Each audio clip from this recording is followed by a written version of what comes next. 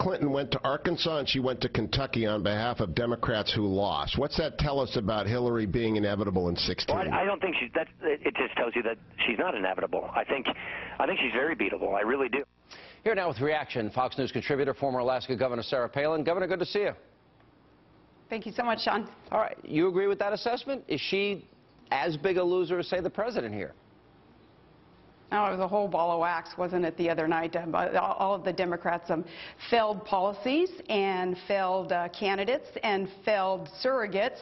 Well, that was just really made manifest by the American people when we all said no to that and to stop that. And Hillary, of course, was a part of that. Of course, though, the left, Sean, will buck up and they will do all that they can to protect Hillary and try to change the narrative, as you've already heard, I'm sure, trying to make it sound like, well, she was the winner in all of this, that she had chosen the right ones and the right policies to support. Obviously, the facts don't support that, but they will support her anyway and prop her up because they participate in this phony and failed war on women.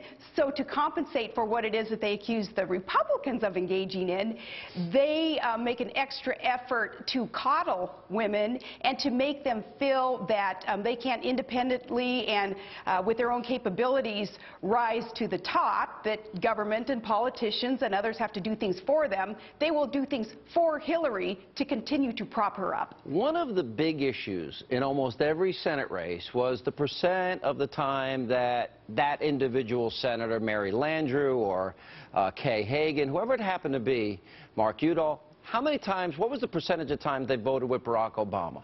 So I would imagine that Hillary, if she wants to run for president, will try and distance herself from Barack Obama. Having served with him 4 years, never spoken out publicly against his policies, can she do that successfully? No.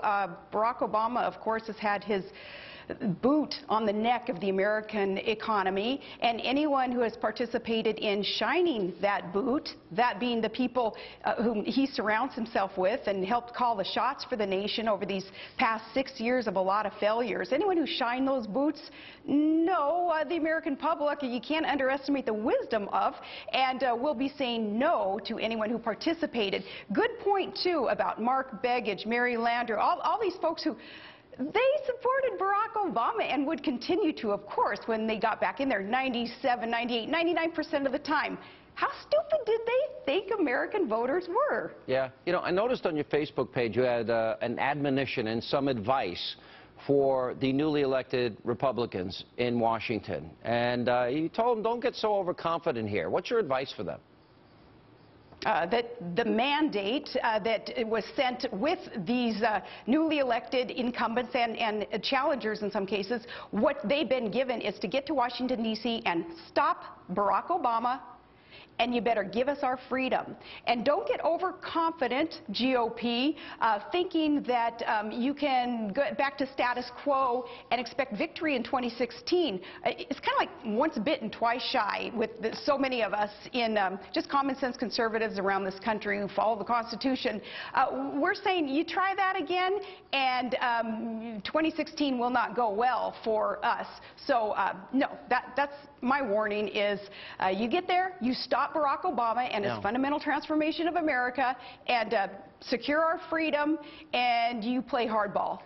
If the mandate is to stop Obama, and I agree with you, I think it was 100% because I think the country realizes that the policies have failed, is there also an unspoken expectation for the Republicans that they will offer an inspiring vision, solutions for a lot of these problems we have, immigration, health care, borders, debt, deficits, poverty? Is there an unspoken expectation by the electorate that in 2 years we want to see what you're going to offer?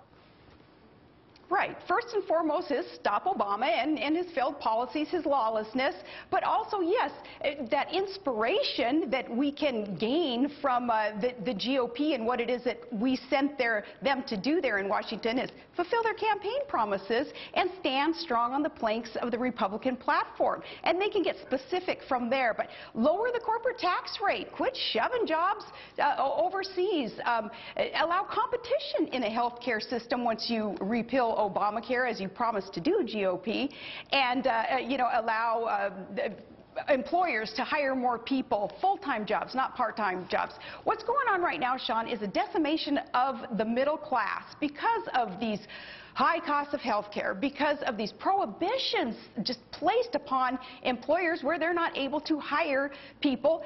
Open borders, of course, is another step towards decimation of the middle class, because we'll have a flood of illegal immigrants coming in to compete with American jobs. All of that leads to just this atrophying of a foundation of our country, which is the middle class, and that is on the Democrat shoulder. Are you thinking at all about getting back into politics yourself? I would love to. Really? What job? Don't know specifically what job, but you know, of course, and in the meantime, I'm out and about doing what I can to support good candidates. Saturday, I'll be in Louisiana. Tonight, I'm very pleased to hear that at the College Inn in New Orleans, we have a unity effort going on there right now with Colonel Rob Manus and his supporters in that race against Mary Landrieu, joining with the winner of the GOP, you know, that open jungle primary that Louisiana has. We will see Cassidy and Manus and their supporters come together to make sure that Mary Landrieu and her participation in this lawlessness and these failed policies of Obama, that they don't get back to Washington, D.C. We'll have the GOP there, and we'll do that by unity. So I want to participate in things like that to help. All right, Governor, good to see you. Appreciate you being with us. Thanks for your insight.